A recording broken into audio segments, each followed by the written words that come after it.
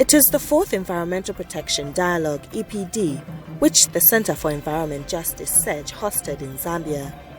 What started as an event for a local non-government organization is now a national event which has grown in magnitude.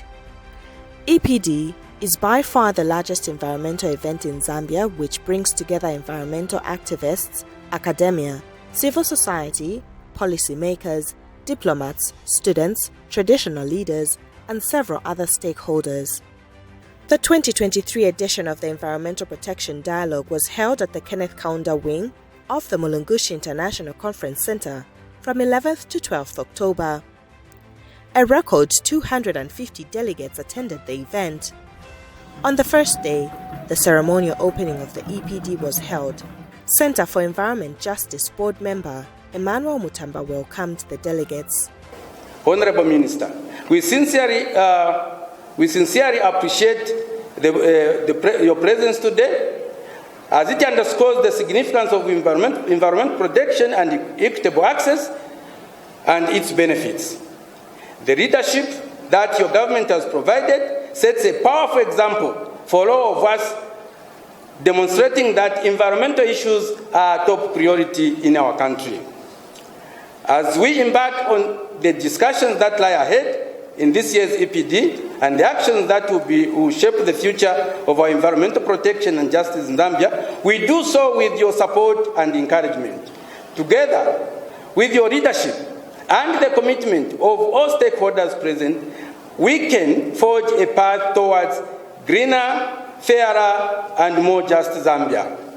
Cooperating partners such as the Swedish government and the United Nations, who are partners for the EPD, also added their voices for climate justice in Zambia. No nation can tackle the climate and environmental crisis alone, but every nation must do its part. Today we are meeting to discuss environmental justice. It's broadly understood as the principle that all people and communities have a right to equal protection and equal enforcement of environmental laws and regulations. All of the stakeholders represented here today, be it governmental institutions, civil society, private sector, or traditional adjudicators and leaders, play a vital role in ensuring that these rights are considered and respected.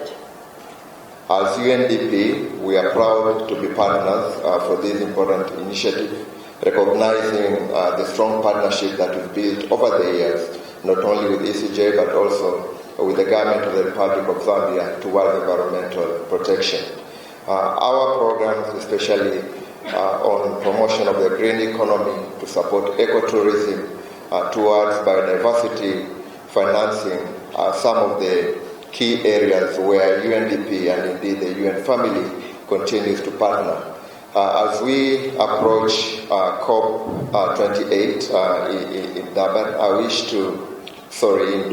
I wish to reiterate the support of the UN and UNDP to accompany the government of the Republic of Zambia towards ensuring the important milestones, especially on environmental protection, on trying to find nature-based solutions are achieved, and can only always count on our support as we move forward.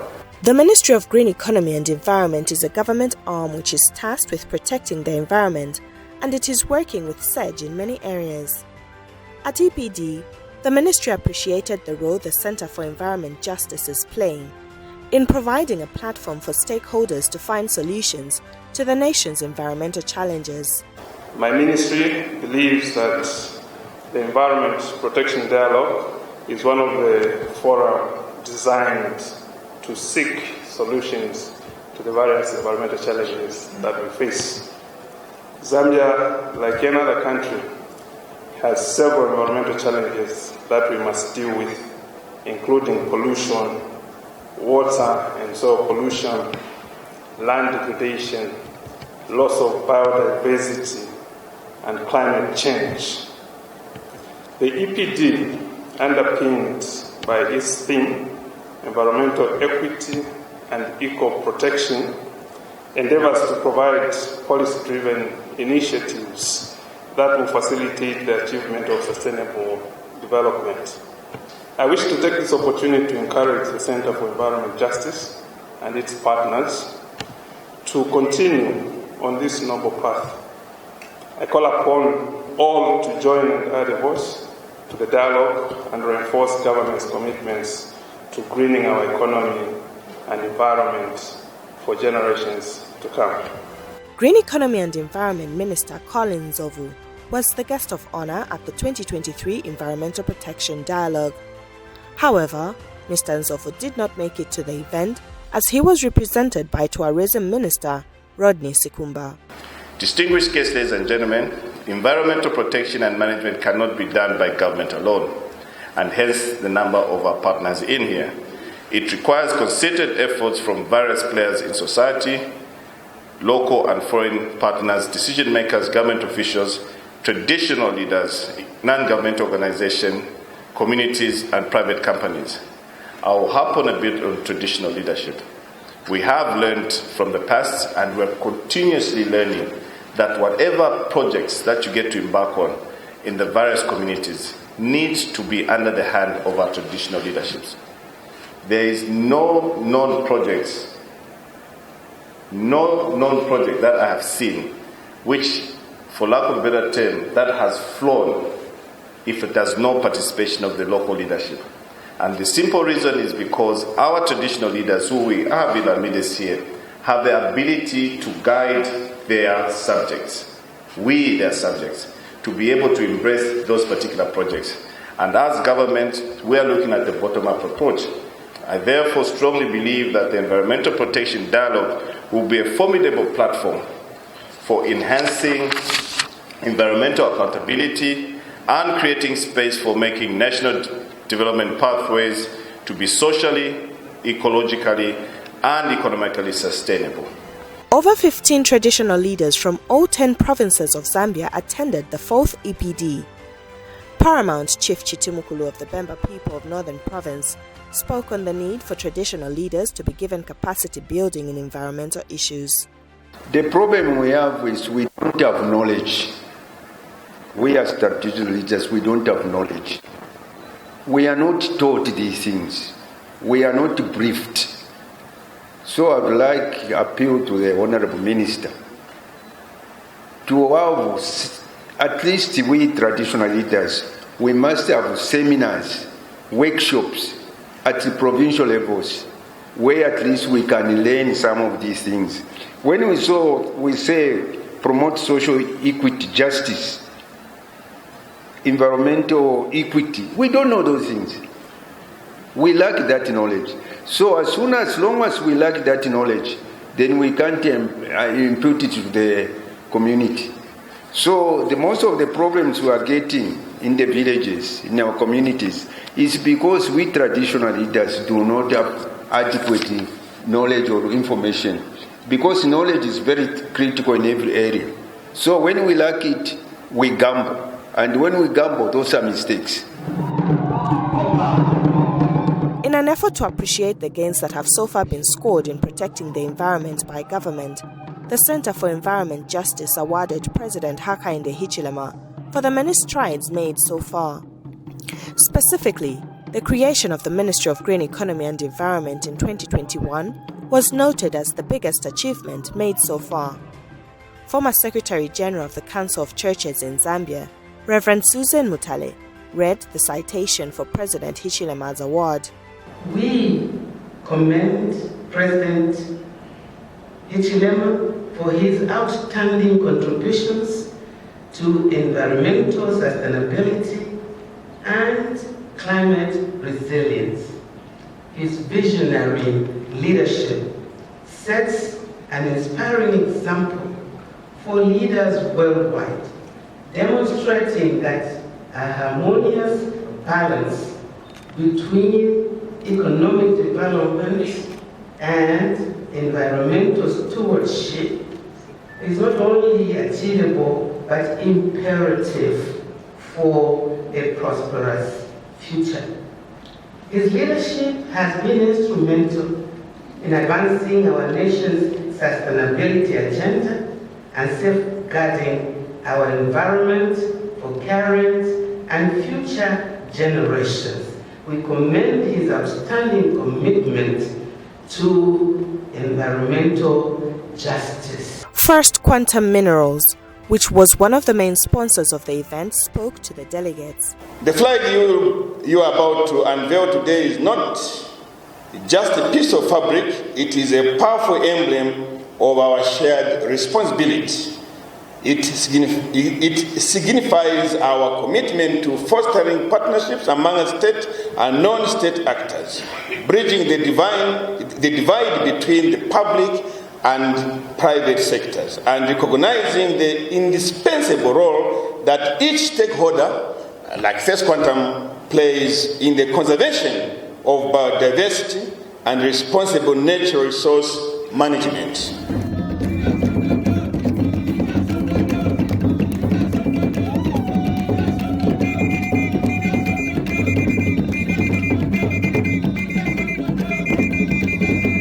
After the end of the opening ceremony, delegates and dignitaries moved to the exhibition tent, where they toured stands for various organizations which were exhibiting. Here, government departments, NGOs and companies showcased their climate-friendly projects and products. And on the second day, 2 separate events were held simultaneously in the morning. One plenary, where all delegates were seated to listen to presentations, and another event, called the Traditional Leaders Caucus, was held, where a dozen chiefs attended. The caucus was held under the theme, Strengthening Traditional Leaders' Role in Carbon Financing for Sustainable Development in Zambia. During the event, the Center for Environment Justice explained the rationale behind it. To look at the Village Act of 1975, and I think this is one of the acts that we do not quote even as we look at the environmental management for this country.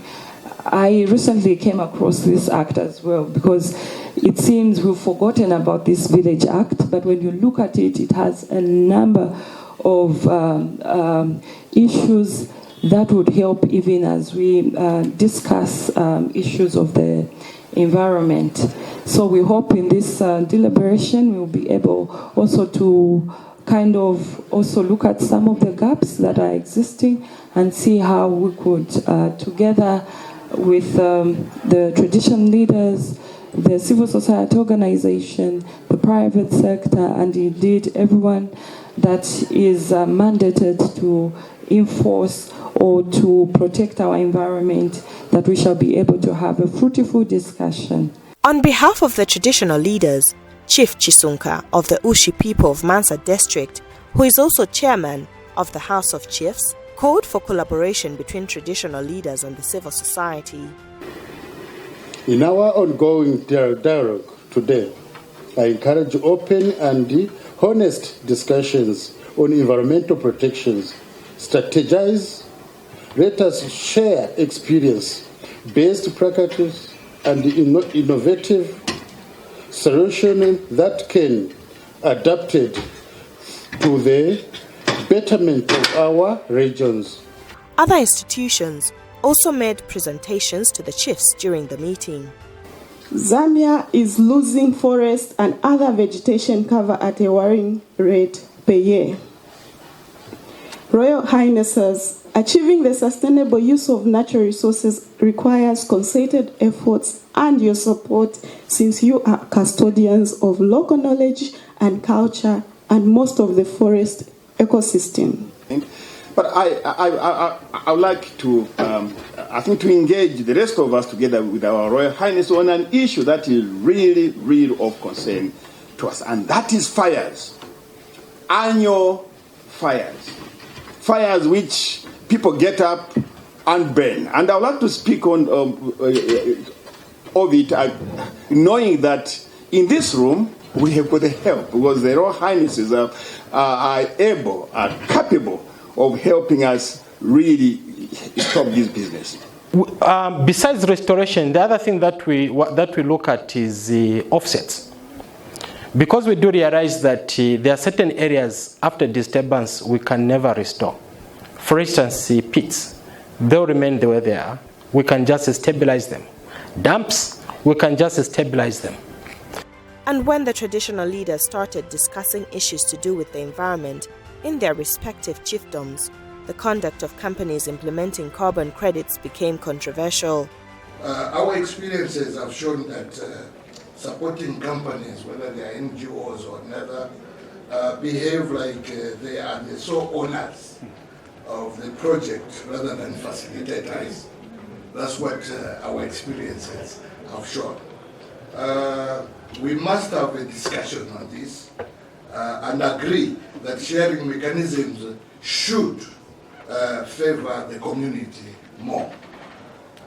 We must also have a discussion on the role of government in all this. Who are the players in the carbon market and what percentage of the market are they occupying? And also, what is their standing at this point? Why am I asking this question? Certain organizations have been foisted on us. And it's like we're being told, work with so and so. But don't we have a choice? I just want to find out if is carbon trading only found in forests. In response, experts explained the advantages and disadvantages of carbon credit in communities. So gross versus net. So there's a couple. There's still ongoing debate about this. So it looks like there'll be a shift to gross. It's a little complicated with some of your colleagues because we may be shifting to a centralized approach to A&R, in which case the benefit sharing mechanism will be different. And then all of us have to fit into what that's going to look like. What we are trying to do in Eastern and elsewhere, and this is what I've been tasked with the last few months and which I'm working on this week into next week, is seeing where we can trim some of our development costs. So we go back to the query that Your Royal Highness Chief Bunda Bunda raised earlier about pricing. So 47, 48%, 49% of a carbon credit is consumed with verification costs. Other traditional leaders had other issues on their minds and they raised them. The problem we have in Zambia is we are using outdated laws. The laws that were made to benefit a white man. Sorry to say, but it's true. The British, to be very particular. The British law, which was adopted at independence, benefits or benefited the Britons. When we adopted that law, we did not take time to review so that it suits who we are. And the forest personnel in the communities or in the provinces, districts, they are few. I wanted to appeal from them that if they can work with the partners, new partners, the way we are working with the Minister of Health when we are fighting HIV and AIDS, because we are doing well. Early child marriages, end pregnancies through the Minister of Health.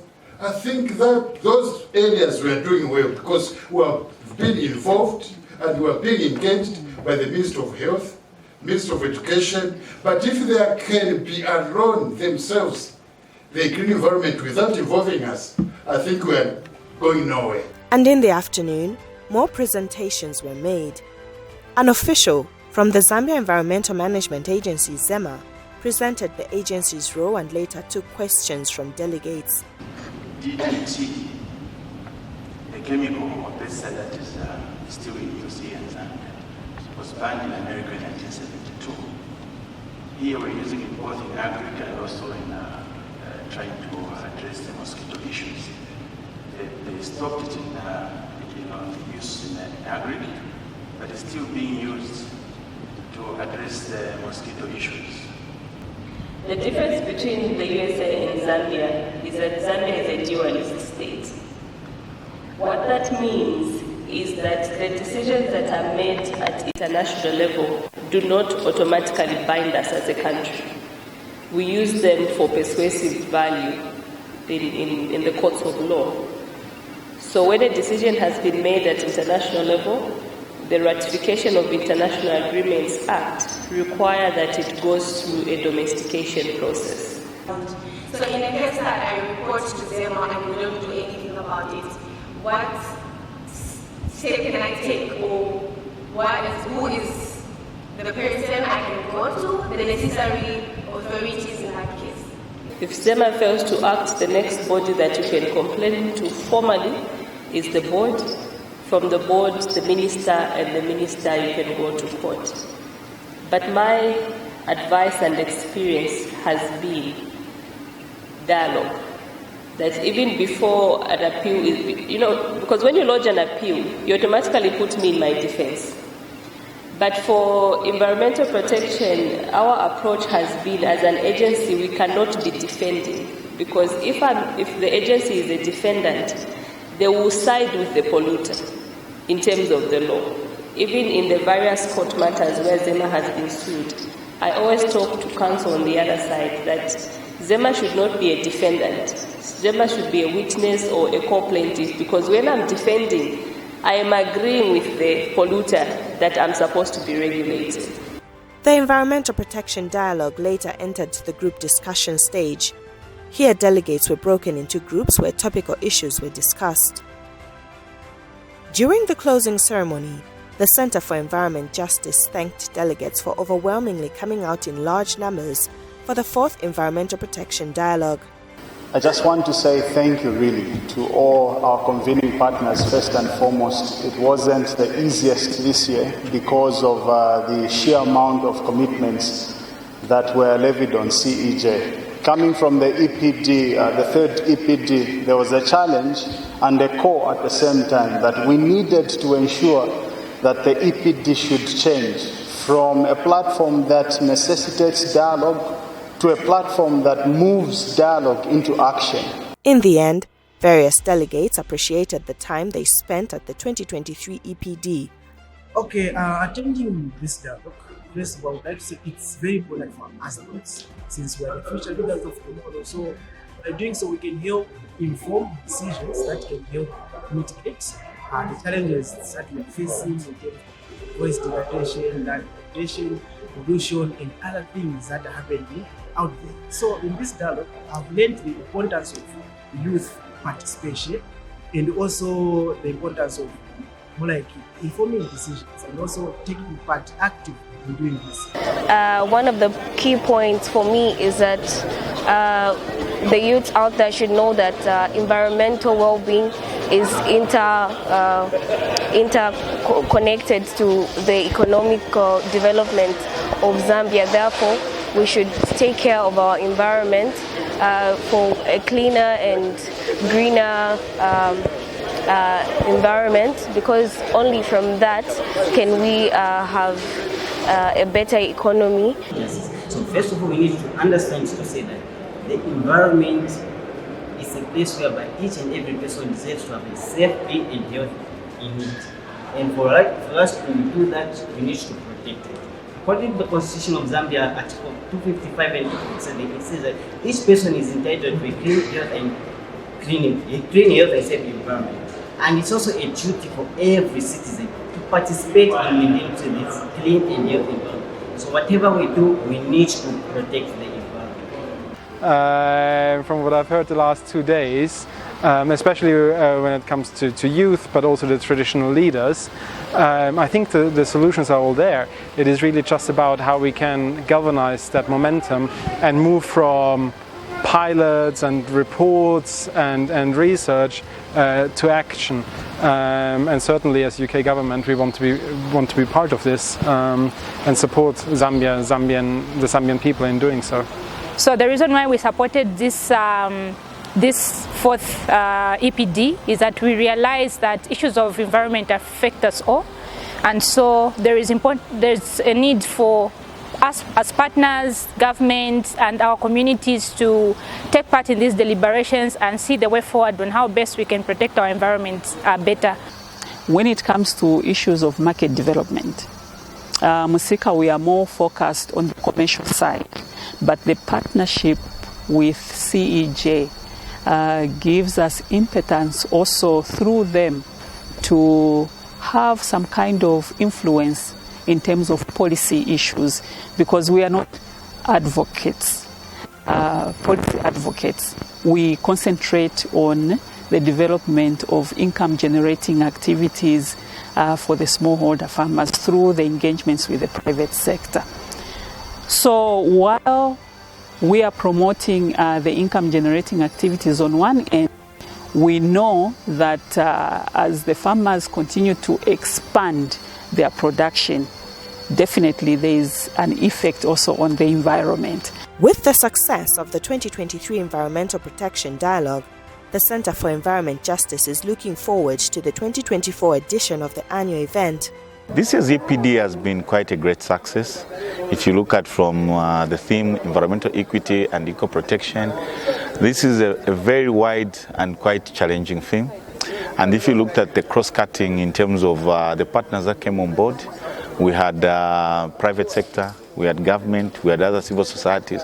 Private sector, for example, FQM, Trade Kings, civil society and NGOs, and even the international donor partners. We have ActionAid, Region Church Aid, you have UNDP, and that's the United Nations, and also the Ministry of Green Economy, providing that leadership. But also what was interesting was the total participation and presence of the delegates.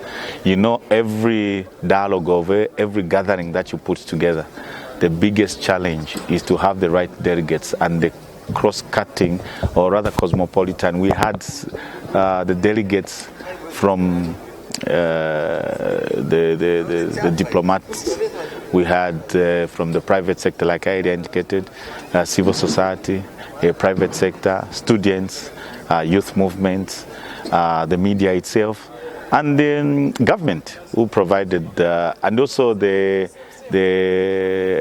international partners, other international bodies that were here.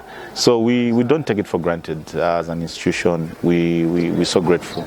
With more sponsors and partners, SEJ is preparing for a more bigger and interesting 5th EPD next year.